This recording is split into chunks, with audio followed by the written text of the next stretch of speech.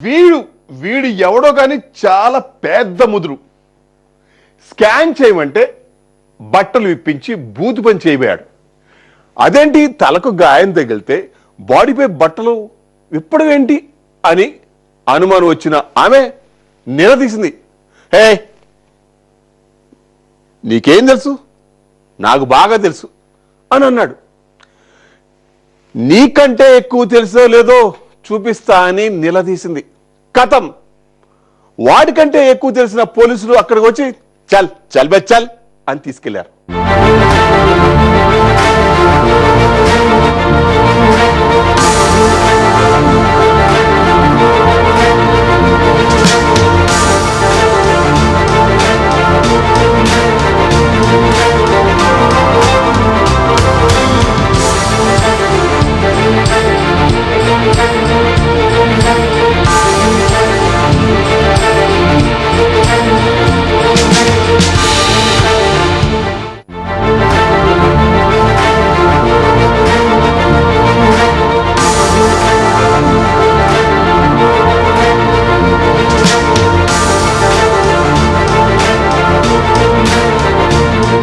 విశాఖ జిల్లాలోని కేర్ ఆసుపత్రిలో దారుణ ఘటన చోటు చేసుకుంది.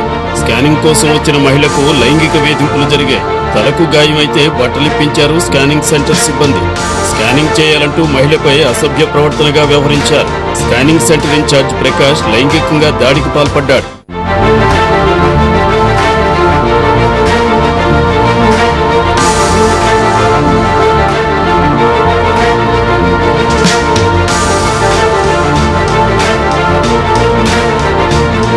అయితే వెంటనే మహిళ పెద్దగా కేకలు పెట్టడంతో స్కానింగ్ సెంటర్ ఇన్ఛార్జ్ ప్రకాష్ విషయం వెలుగులోకి వచ్చింది. వెంటనే అక్కడ ఉన్న కొంతమంది స్థానికులు ప్రకాష్ కి దేహశుద్ధి చేశారు. అయితే ఈ వ్యవహారాన్ని గోప్యంగా కేర్ ఆసుపత్రి యాజమాన్యం ఉంచినట్లు తెలుస్తోంది.